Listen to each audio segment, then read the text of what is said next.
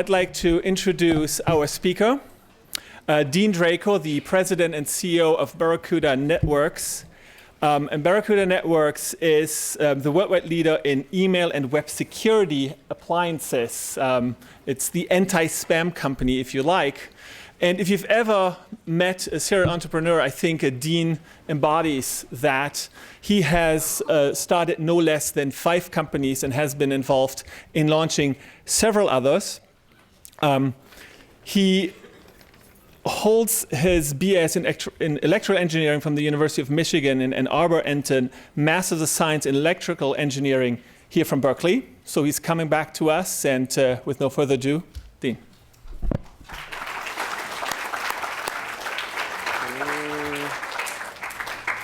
All right, can you turn up? Is my mic on? Can you hear me? Yes. Okay. How many people here are interested in starting a company at some point in their life? All right, everybody. Okay.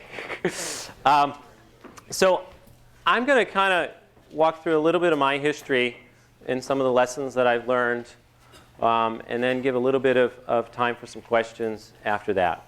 I don't have any slides. I felt that the slides would probably put people to sleep if I read a bunch of slides. And one of the things being an entrepreneur is you work really hard, and you don't always have time to prepare for presentations. So as you heard, I went to the University of Michigan and got an electrical engineering degree. And then I came out to Berkeley and also did a master's in electrical engineering. I worked a couple of summers for, do you think that's me? All right, I turned it off. I worked a couple of summers at Hewlett-Packard, designing computers in a couple of places.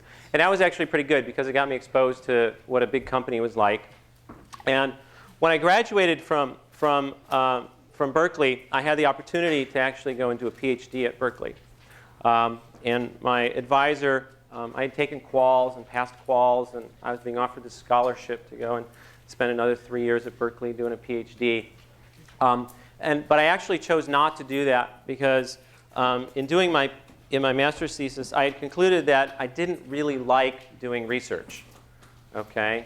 Research was not the thing that I enjoyed. Figuring out why something was happening was not an interesting problem to me. What I wanted to do was actually build things that I could sell to people. Okay? That was much more of an interesting problem. I didn't want to know why the atoms and the electrons did what they did. I wanted to figure out how I could use that to make some product that would solve some problem in the world. And so I made the conscious decision to not go to a PhD because a PhD was more about the why problem. And so instead, I took my first job out of school and I went to work at Apple Computer back in Apple's first heyday versus its second heyday, which is now. And that was actually a great experience. I was there for about 3 or 4 years. And one of the things I did while I was there was I knew that I wasn't going to be satisfied just being an engineer, that I wanted to do more than just design the products. I was very curious and wanted to understand how the business worked. So I actually went out very actively to the other organizations in Apple. You know, I understood how engineering worked. I was in engineering. I actually went out actively to the marketing department, made some friends there, actually spent a couple days pretending to be a marketing person so I could actually learn what a marketing person really did because I had no clue. I did the same thing. I went to the finance department, hung out with some people there, shadowed them for a couple of days, learned out what happened in finance, did the same thing in sales. And that was basically how I got my first education as to how to, what a company really did. What did the different parts of a company do, and how did they interact? I didn't have an MBA. I didn't have the luxury that you guys have of potentially learning some of that in class. I left Apple and I went to work for a company called 3DO, which was a video game company which was funded by the who's who of venture capital: Kleiner Perkins, Vinod Khosla, Time Warner, Matsushita, Panasonic, Samsung, Gold Star, AT&T, all had funded this company. It was like, you know, this ridiculous kind of glamour event. And we were reasonably successful. We were the first company to ever go public without revenue. Okay. Nowadays, Nowadays, you look back and at the year at 1999, 2000, during the boom and the bubble, everybody went public without revenue. Back in I think it was 92 or 93, we took 3DO public without revenue. First company to ever do that. We were on the cover of Time magazine. But what's interesting is I made a transition. I made a transition when I moved from Apple to 3DO out of engineering and into the business side of the house. Okay? And the only way I was able to do that is because the management at 3DO, when I was moving over, actually knew me and knew my skill set because I had worked for them at Apple. So the guys who were some of the early folks at 3DO, and the first 5 or 10 people, knew me. And so I was able to make this transition from engineering over into the business side of things relatively successfully because they knew and trusted my skill set because they had worked for me. There's an interesting lesson there. You will not be able to make a career transition changing companies very effectively, okay, unless the people that you're going to work for in the new company actually know you as a quantity. So if you're in engineering, or if you're in marketing, or if you're in sales, and you want to make a transition to another kind of organization, okay, you will have to do that normally within a single company. You won't be able to do it by changing companies. Because when you're coming into a new job in a company, okay, basically people want to hire somebody who's already done what they're hiring for because they have their choice, their pick, and they're going to pick somebody who has some experience in that skill set. After that, I actually started my first company. And actually the concept and the technology and the idea came to me while I was working at Apple designing chips. And it was a software company. And so I went to all of my advisors, all of the people who I trusted in the business community, all of my wise people who I felt had more experience than me. And every one of them told me that it was a bad idea and that I shouldn't do it, and it was really risky, and there wasn't enough market, and that I should just keep my day job, okay, and that was the worst advice all of those people had ever given to me. It was awful, okay. And so what happened is I actually delayed going and starting this company for about a year. The name of the company was called DAI, but I delayed for a year, and I actually gave up a chunk of the market to somebody else who had not hesitated for a year. And then later on, when I actually entered the market, I had given up a good chunk of the market to a competitor, which I hadn't really needed to do. And I did that because most people fear actually going and starting a business. They will find the things that are going to be problems, and they will bring them up to you. Okay? As an entrepreneur, you have to have a very positive outlook. Okay? And you have to say, yeah, I know that could be a risk, that could be a problem, but I'm going to do it anyway. Okay? You have to overcome the naysayers. And there will be a lot of them, especially if you encounter any lawyers, because lawyers are actually paid to be naysayers. And so you have to overcome those guys. So I finally did. And I did it kind of gradually and cautiously, which in retrospect was a mistake. I should have just jumped in with both feet and done it. I would have made a lot more money.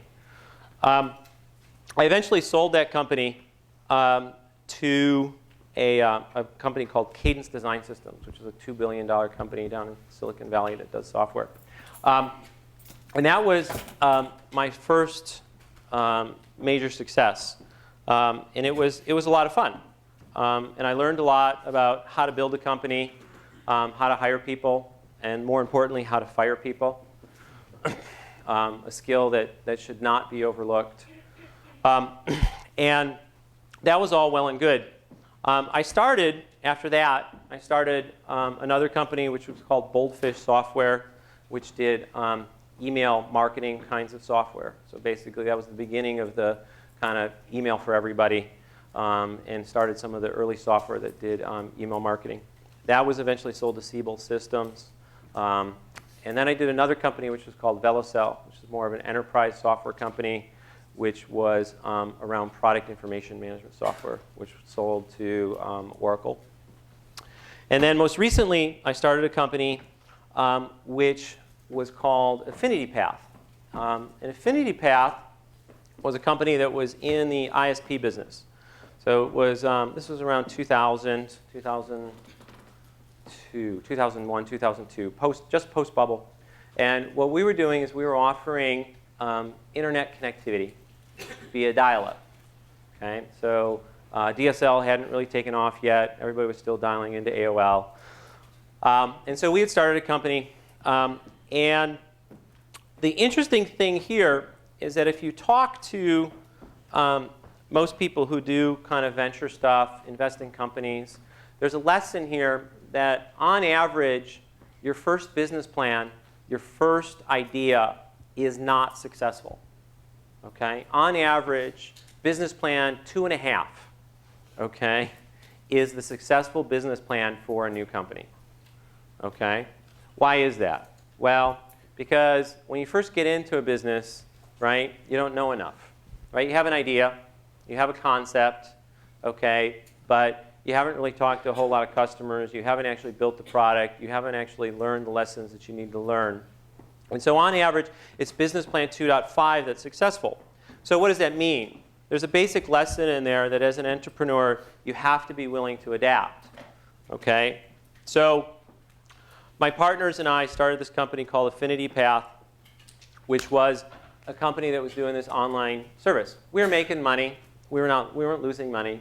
But it became clear after about 9 months to me that we weren't going to make enough money to make this interesting. It wasn't going to be large enough to obtain mass. So what does that mean? Well, that means you do something else. Okay? You don't beat a dead horse, okay, over and over and over again trying to make it successful.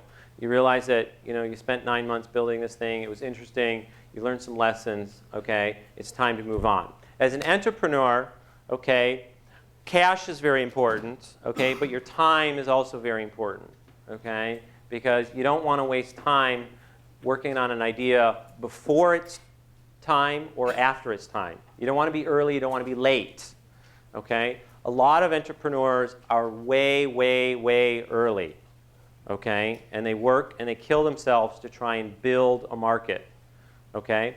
You can do that. But you only get to do that once in your life because it takes 10 years to build the market. A real entrepreneur actually sees when the market is about ready, okay, and jumps in just in time to actually get a piece of the market. And so when you learn that a market is going to be too long in the tooth, right, you move on. So I realized that Affinity Path was not going to make enough money, which basically gets back to another kind of comment that I always like to ask people or tell people, right? As an entrepreneur, you have to be willing to admit that your primary objective is to make money, okay? And if you're not willing to admit that to yourself and to the people you're working with, okay, that goes contrary to a lot of social and moral fiber in the United States, right? People don't like to talk about, my objective is to make money. People view you as greedy or inappropriate. Okay, but if you're going to be an entrepreneur, the whole objective is to build a company and make you and potentially your investors money. And so you have to be willing to admit that to yourselves, and you have to actually be willing to talk about that, okay, to the people who are going to work for you and join you, and you have to be willing to talk about how they're going to make money, because that's what's going to motivate them in the normal circumstances.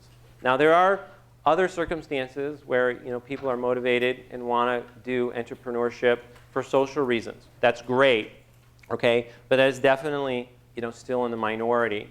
And the large companies who are successful and drive the majority of business in the United States and worldwide are about making profit. And so you have to be willing to admit that. So we were running this company, Affinity Path, and it wasn't going to make enough money to be interesting. And so I decided that we had to do something else. And so we were having all of these issues fighting spam and viruses. So we launched a new company called Barracuda Networks, which evolved out of the old company. So it was Business Plan 2.0. And we have built that since 2003 to now to be a company that's about 500 people, offices in about 12 countries, and basically a dominant position in the Chinese market, in the Japanese market, in the European market, in the South America market, in the US market, in the Canadian market. And what we sell are anti-spam appliances, things that people put in front of email servers to filter out all the bad stuff coming in. We have broadened that product line. So this is one of the interesting things about being an entrepreneur. There's a difference between what is known as a product and a company. Okay? And you can't confuse the two.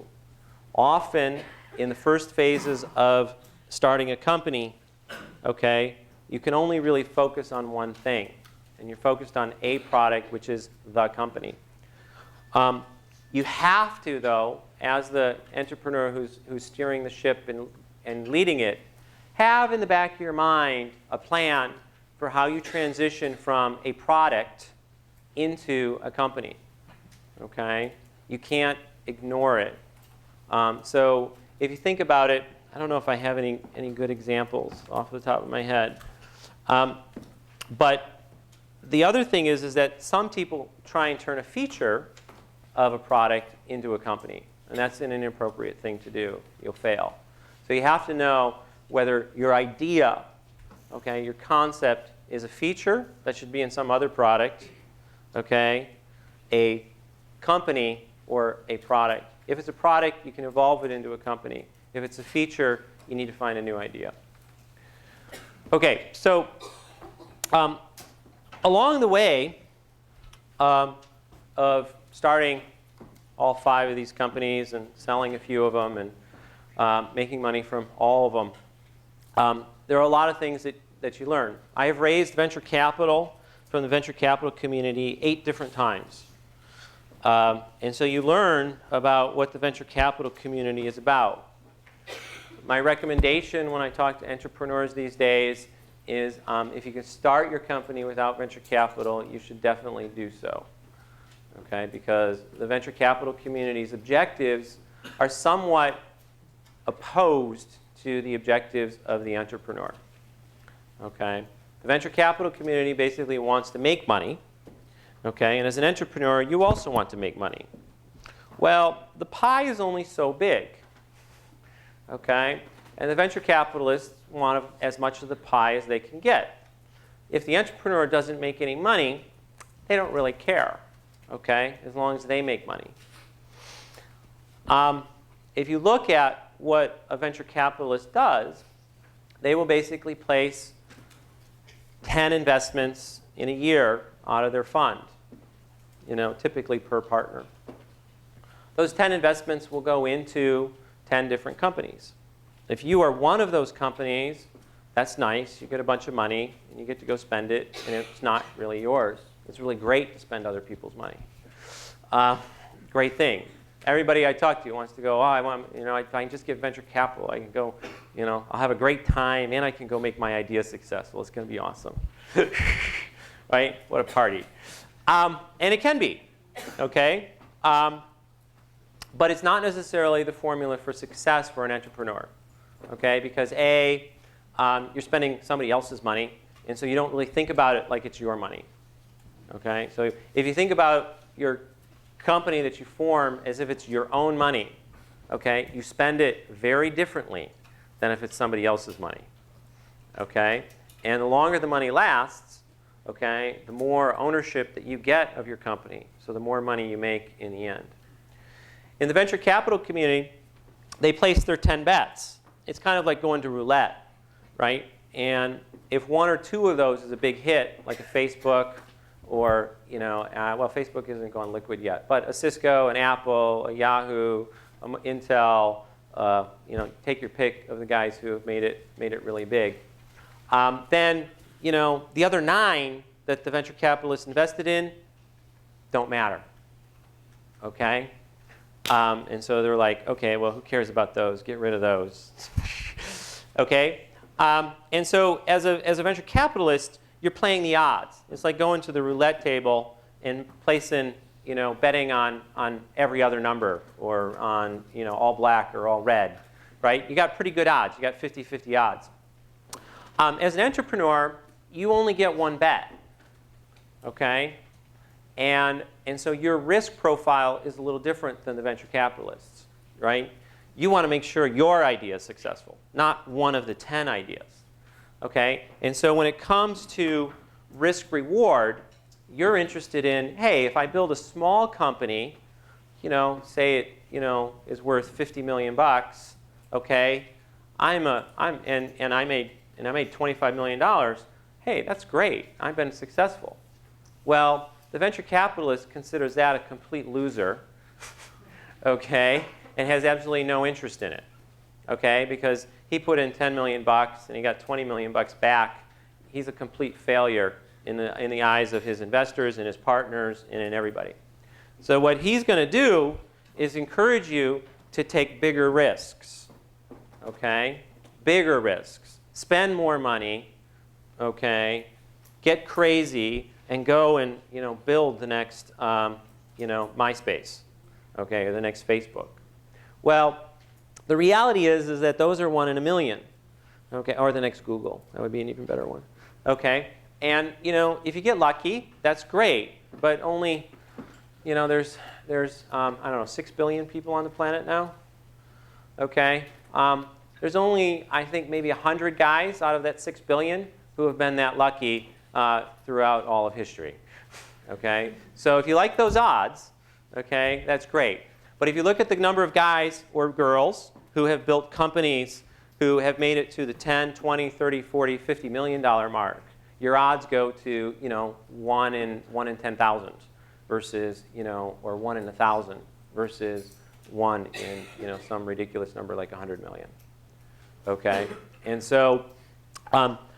However, the venture capitalist has a whole lot of bets. And so he's going to basically want you to take the risks to try and go and build that big company, even if it means you fail. Trust me, I've had some companies that basically nearly failed because of venture capital influence. OK, let me see what else I had on my little list of notes. OK, so one of my other insights is that you will be a lot more successful as an entrepreneur if you sell the product before you make it. Okay?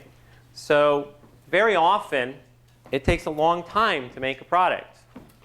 Okay? And the problem is you'll spend a year making the best darn thing there ever was. Okay? But the problem is that nobody wants to buy it. Okay? And then you'll spend the next year trying to sell it, okay? And you'll beat your head against the wall. You'll blame the sales force. You'll hate people. You'll hate society because you built the most beautiful, perfect thing there ever was. And nobody wants to pay you any money for it, okay? Well, all you've done is waste a year developing it and a year trying to sell it. What you would have been a lot better off doing is taking 2 weeks, okay, and basically going into some potential customers and basically pitching the product to it and trying to get them to buy it from you, okay, beforehand, before you built it, okay?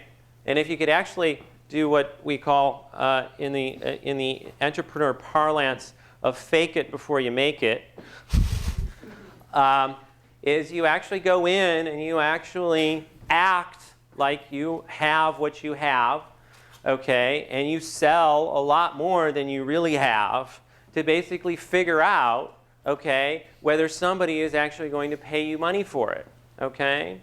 And then you go running around behind the curtain and figure out how to make it happen, okay? So that's what we did at Barracuda, all right? This is a little unknown story that I don't usually tell people, but so we had this idea. We said, okay, we're going to make this appliance. Software is really too complicated. Nobody likes installing software anyway. Pain in the ass, and the operating systems never work. So we're going to make this appliance, right? And it's going to be like a microwave. You just plug it in and turn the knob, and away goes the spam and the viruses. Okay, it's only got one button, on and off. That's it. Okay, and people are going to love it because it's going to be really easy to use. And so, we started working on this, and we'd been working on it like 4 weeks. Okay, and so we put up a website. Okay, had a picture of this box, okay, which we had never seen before. We had never made. It was some little 3D rendering. Okay, and we put up a whole list of features, and we put up a price. It was $999. Okay, and dial this number, and and so we get back to work, put up this website, and then we get back to work, and like 3 days later, the phone rings, and this guy says, "Oh, is this Barracuda Networks? Hello, who? Oh, yeah, Barracuda Networks. Yeah, that's us." Well, I saw your website. Can you tell me a little more about that Barracuda spam firewall? Oh, yeah, what do you want to know? You got a spam problem? We're here. We'll block your spam. It's great. Oh, yeah, does it work? Oh, it's the best thing ever.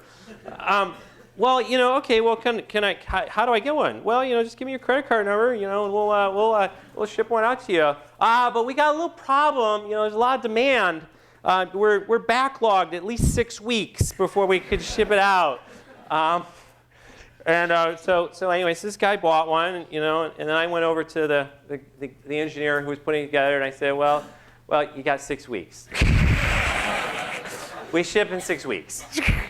All right, and we did. We shipped 6 weeks later the first product to the first customer, and the phone kept ringing, and kept ringing more and more and more after that. And so we sold it long before we had actually even built it.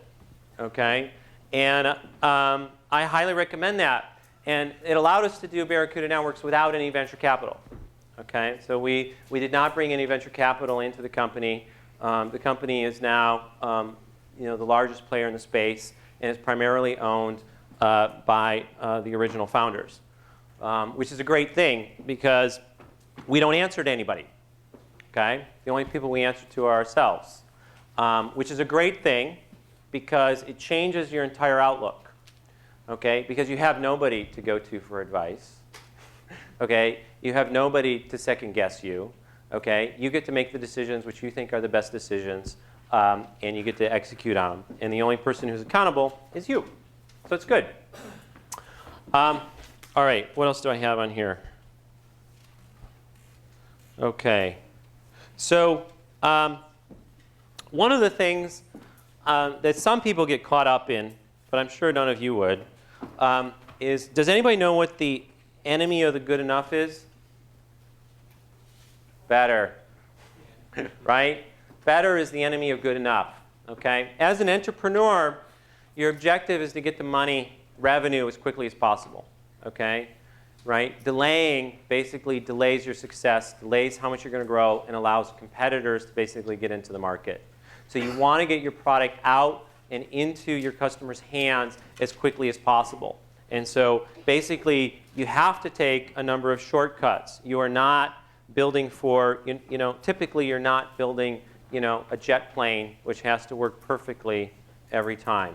Okay, if you're going to go into the airplane business, basically you're going to have to, use a slightly different philosophy. But, good enough is really the key, because then you can get to revenue as quickly as possible. Okay, all right. I guess the other interesting thing that I thought it might be interesting to you folks is some of the general changes going on in the worldwide financial climate. Okay, so how many people have heard about outsourcing to India? Everything's manufactured in China. And kind of some of the current events around that.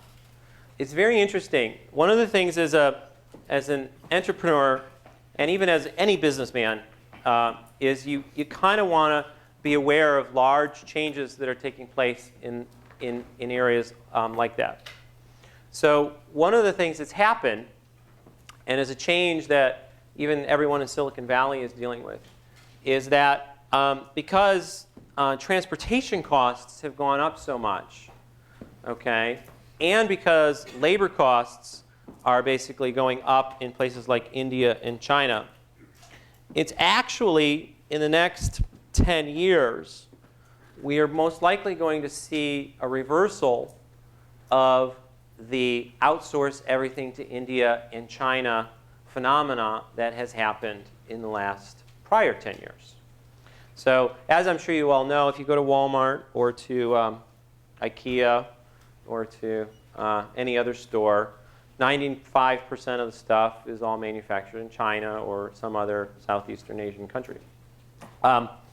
What's happening in India and both those places is salaries are increasing. It used to be that salaries in India were about 1/6 what they were in the United States. They're now actually running about 1/3 to 1/2 what they are in the United States. Okay. Well, you start to reevaluate everything when you go from that much of a delta. And so economically, there's going to be a change where you will see, not necessarily this year or even in the next 5 years, but you're going to see a change where a lot of things actually start to shift globally once again because of basically the uplift in the Chinese economy and the Indian economy. So that has influenced Barracuda Networks.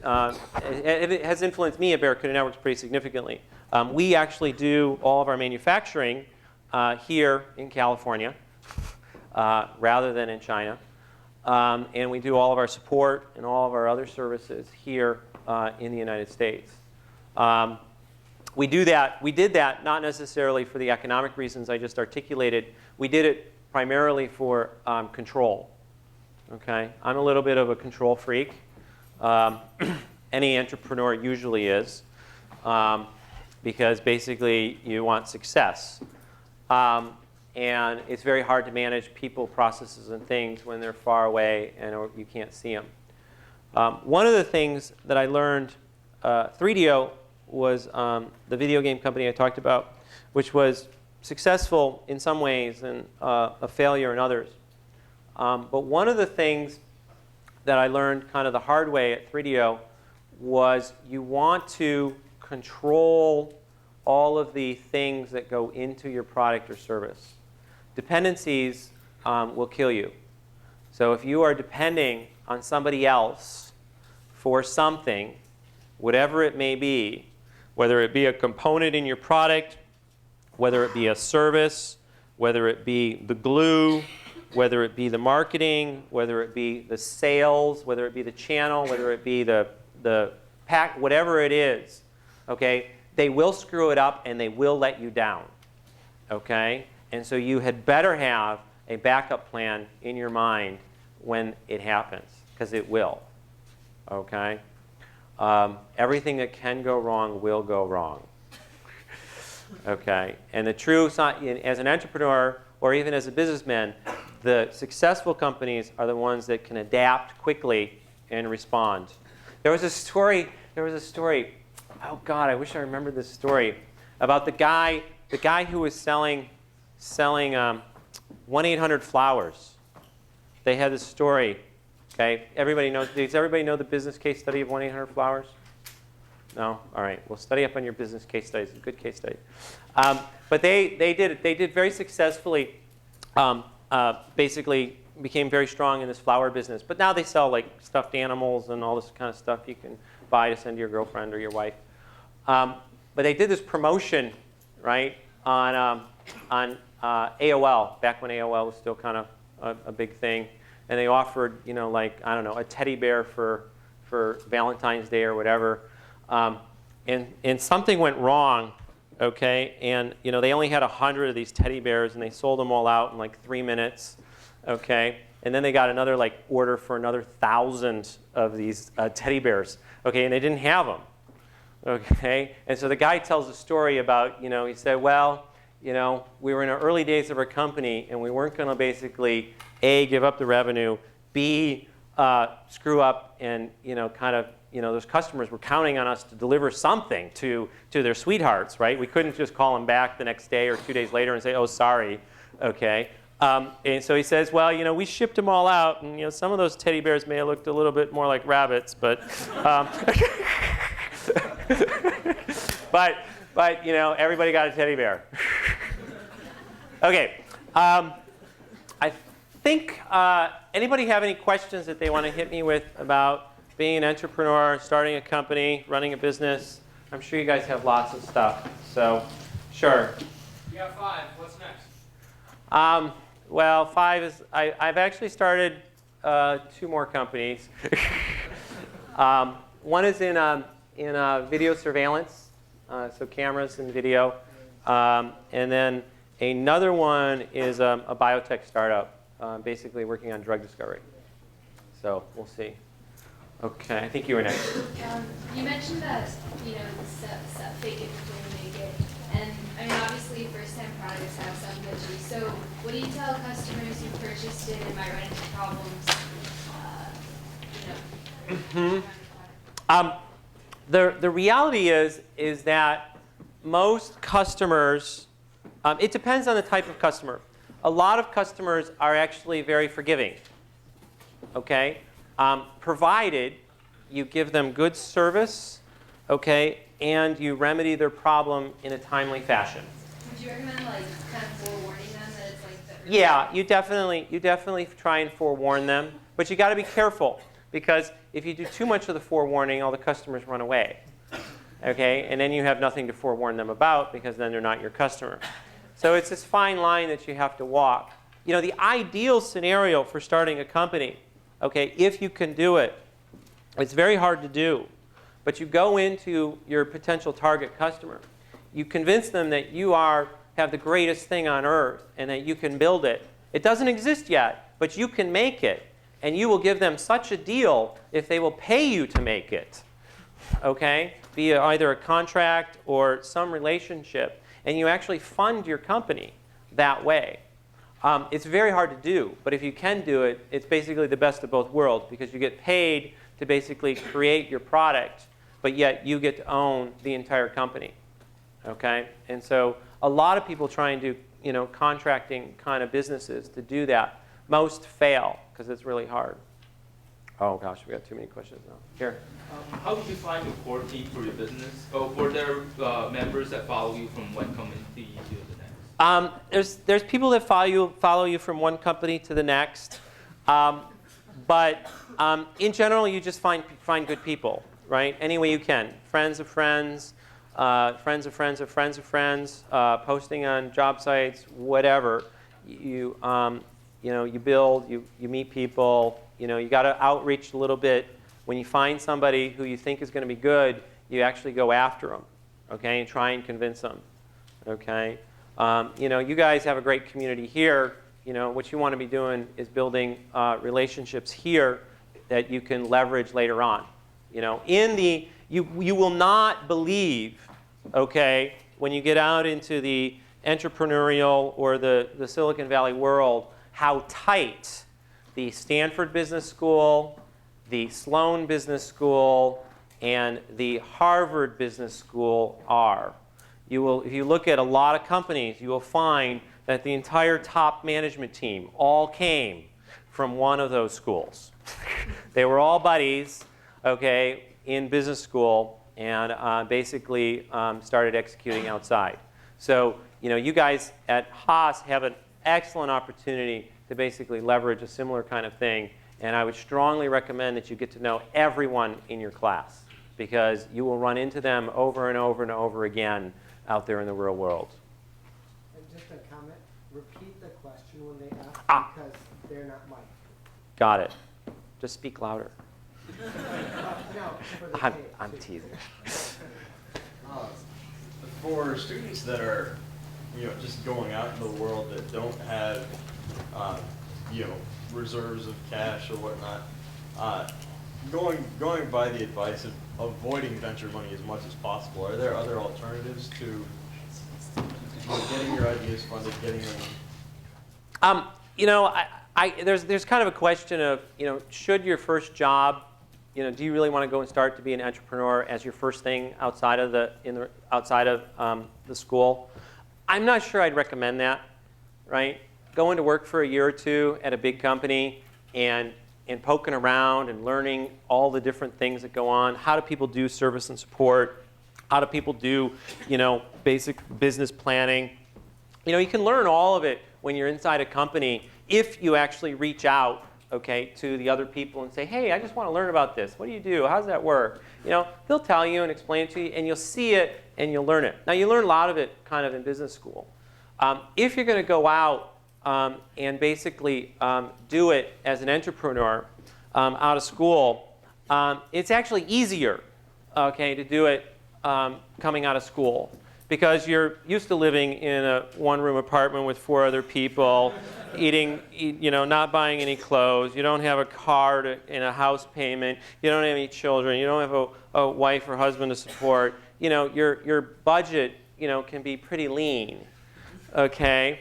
And so, on the flip side, you can pull it off. And so I don't think it's actually any harder coming out of school than it is later, because your expenses, your budget is different. Sure. Yes? So when you mentioned the entrepreneurial process, you said at the beginning it's important to focus more on the product and let the transition happen to where you start focusing more on the company.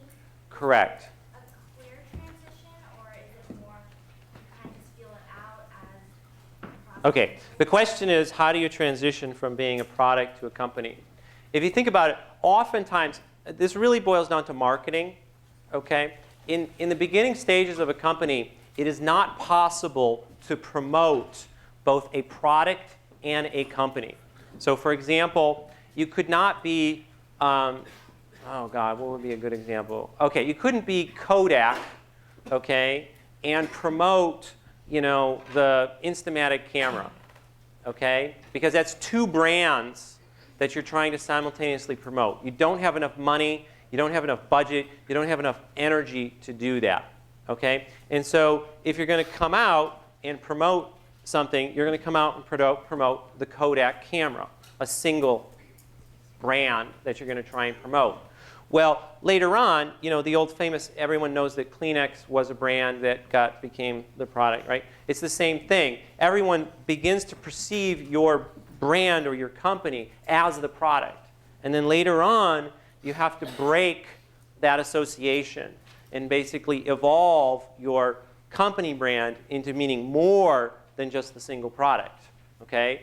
But you have no choice. If you try and do it at the beginning and basically promote both of them simultaneously, you weaken both too much to get the maximum amount of success. Okay, I'll take one over here. Oh gosh, what made me leave 3DO? I left 3DO when I realized that the decisions that the management was making, I would have made better. And I made a decision that I probably would never work for anyone ever again. And that's probably a typical characteristic of an entrepreneur. Way in the back.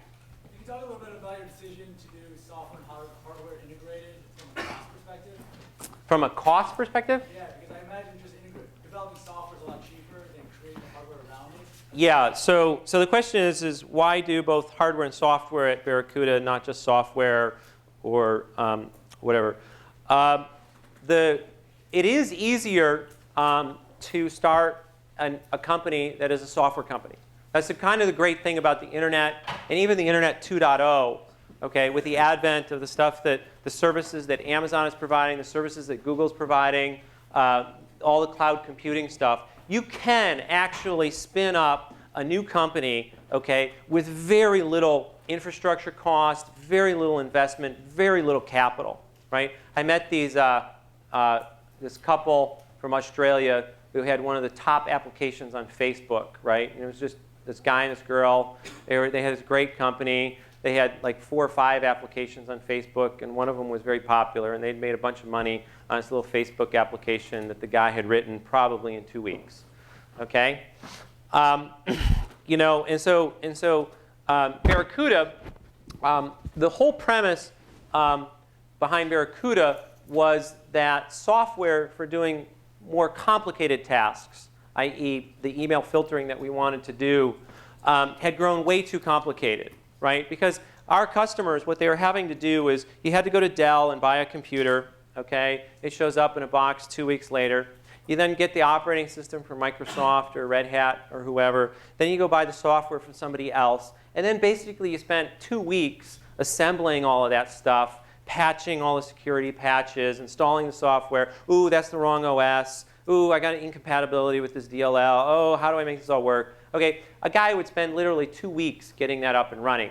Our whole value proposition when we went in for Barracuda was to eliminate that 2-week process and then also make it such that when the customer installed the product, they could get it up and running in 15 minutes. And when they had a problem, there was one phone number to call. Okay? If you call Microsoft and say, oh, my anti-spam application isn't working, the people at Microsoft are going to laugh at you.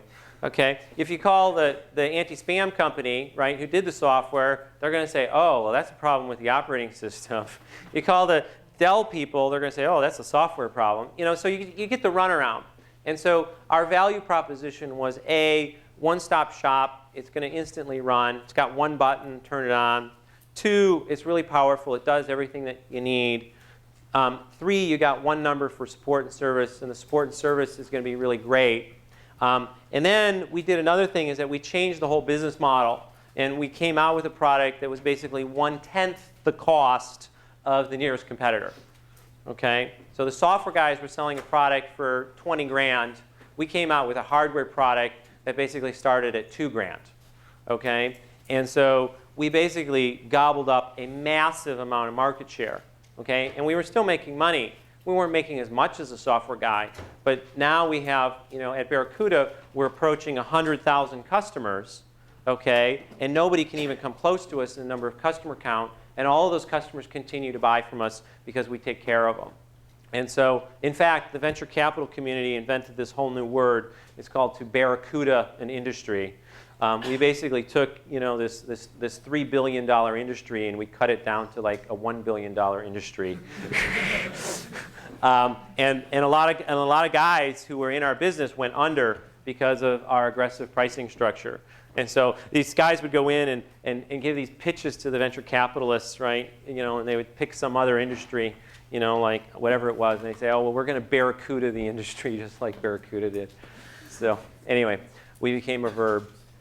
Okay, over here. I'm interested in biosciences. Can you talk about how your biotech startup is different from other? Yeah, biotech startups are quite a bit different than technology kind of startups because you're looking at much longer time to revenue. And so the exit scenarios and the horizons are drastically longer. IP protection becomes a lot more important. In your typical tech industry stuff, IP stuff is important, but it's not nearly as important as it is in biotech. Typically, you win in the tech industry by running faster than the other guys, not by getting IP protection. Okay? IP protection isn't going to save you. In the biotech world, you have no choice but to go for IP protection because the clinical cycles and the trials and basically everything, it's 10 years before you get to any kind of level of success. And so if you're going to go the biotech route, be ready for a long time to revenue would be my observation. Let's do one last question. All right. Okay. I'm going to go right there. How do you usually come up with your venture ideas and find opportunities? How do you come up with your venture ideas and find opportunities? The key thing is you got to find a pain point that somebody's experiencing that you think you can solve. Okay? And that pain point can either be your own pain point, okay, which is actually the best, okay, or it can be somebody else's pain point. So for example, the first company I started was called DAI. And I started that company, I was at Apple, I was designing chips, I was designing RISC-based Macintoshes. And the tools that we were doing it with were really bad. Okay? So I took this weekend and wrote a new tool that solved a whole bunch of problems. Okay? And eventually I got Apple to release, and I was able to spin that out and become a new company. But the idea came because I was in the middle of the industry. Okay? It is nearly impossible, not impossible, but nearly impossible to come up with a good entrepreneurial idea if you are not sitting in the middle of that industry currently.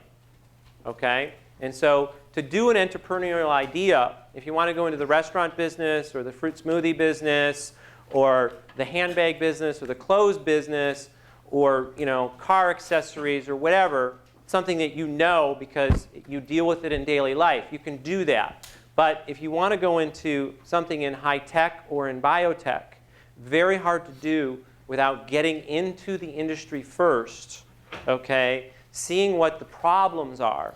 Because again, what you need to sell in the industry, you're going to see where the pain points are.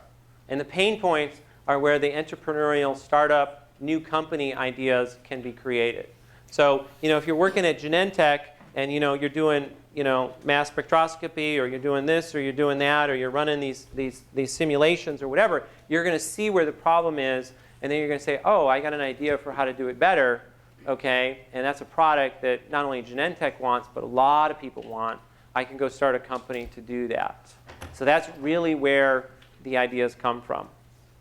Ideas are a dime a dozen. I have a new company idea every couple weeks, okay? It's execution. Execution is by far, much, much harder to come by and to create than the idea.